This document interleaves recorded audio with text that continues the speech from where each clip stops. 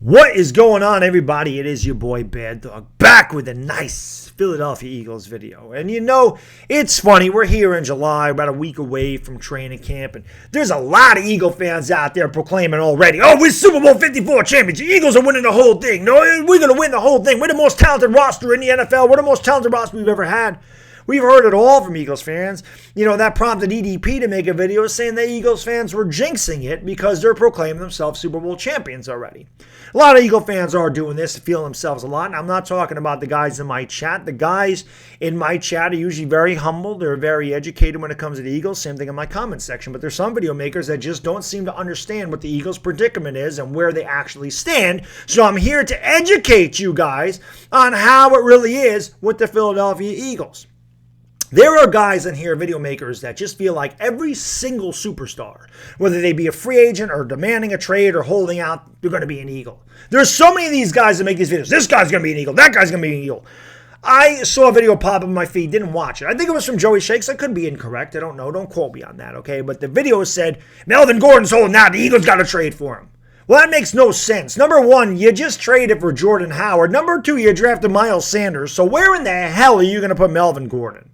Okay, number three, Melvin Gordon's holding out because he wants a lot of money, and he's going to get top running back money, and the Philadelphia Eagles cannot afford to pay this guy top running back money at all. They can't come close to giving him the contract he wants, so it absolutely makes no sense, but some Eagle fans feel that every single superstar belongs to them. Well, that's not the case.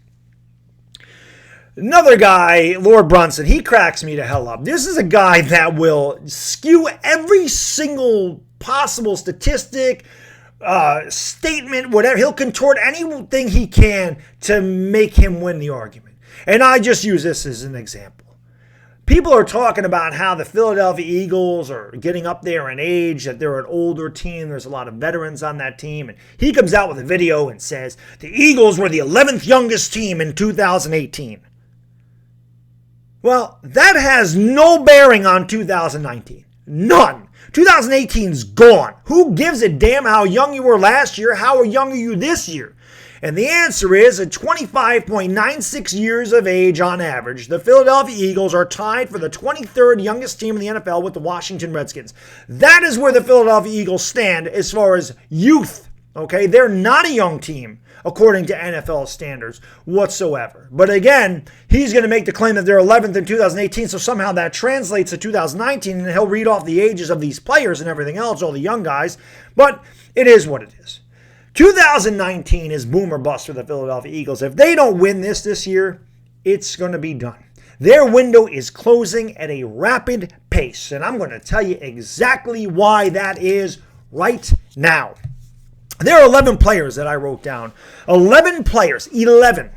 1, 2, 3, 4, 5, 6, 7, 8, 9, 10, 11.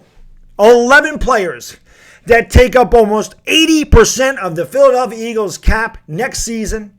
Next season, the Eagles are 29th in cap space. They're $14 million over the cap already, and they'll be 27th overall in age. They'll be the 5th oldest team in the NFL in 2020. Now, I know what a lot of guys, Eagle fans, are thinking of this. Well, it don't matter. Howie Roseman's a whiz with the cap, and he'll just cut guys, and we'll just trade guys. Oh, no, you won't. No, you won't. This is why the Eagles are in trouble after this year, because there is so much cap space being taken up by these players that they're going to have to fill 42 slots with just over 20% of their cap. You are going to be stuck with what you have, and these players are going to continue to get older, and when these contracts finally run out, you're going to have to rebuild. It is boom or bust for the Eagles. Let's go over some of these guys in 2020. We're talking about their 2020 contracts now, okay, people? Fletcher Cox's cap hit next year is just under $25 million. That is the cap hit. Well, we'll just cut him. We'll just cut him and he'll be done. Well, his dead cap, if you cut him or trade him, is $24.25 million. So you're still getting hit with $24 million if you try to get rid of him. Alshon Jeffrey is probably your best bet. He makes $16 million next year. If you cut him, his cap hit is just under $7 million for dead cap. But if you want to dump your best wide receiver for saving, $8 million or $9 million as a word, and go right ahead. You're getting rid of your best wide receiver, save my $9 million. Okay.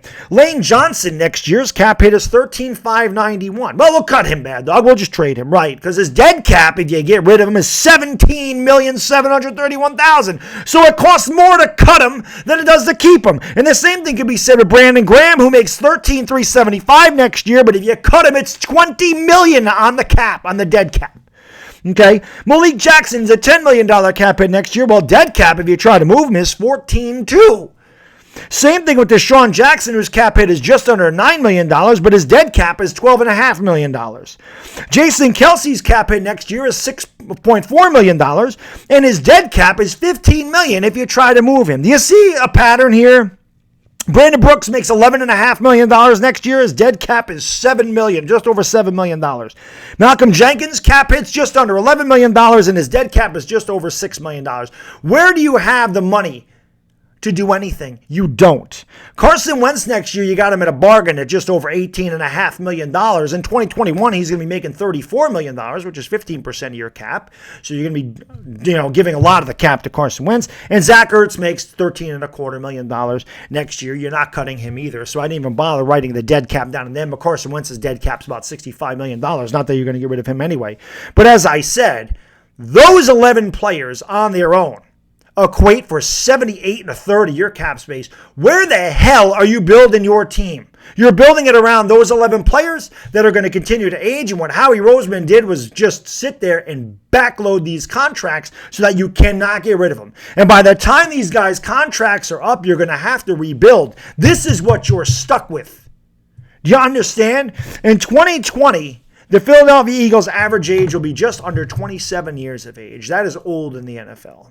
Equate that to the Giants next season, who will be 8th youngest in the NFL and have the 6th most cap space. You can see how things are beginning to shift in this division. Now, understand what I'm saying. The Philadelphia Eagles' window of opportunity is closing. Now, Eagle fans didn't want to believe that because I believe Lord Brunson also said that in his video that Mark Holmes is saying our window's closing, but that's the furthest thing from the truth. Oh, no, it's not. The Philadelphia Eagles' window not only is closing, but it is closing at a rapid pace. Those 11 players take almost 80% of your cap. How do you build around 11 players with 20% cap left? Harry Roseman, all he did was move this stuff. All he did was delay the inevitable that you're going to have to pay these guys eventually. And now you can't even get rid of them because the dead cap is just as much and in some cases more than if you keep these players. The Philadelphia Eagles in 2020 are in dire straits. You get it? Well, I wouldn't say dire straits. Their lineup will still be pretty solid, but it'll be getting older.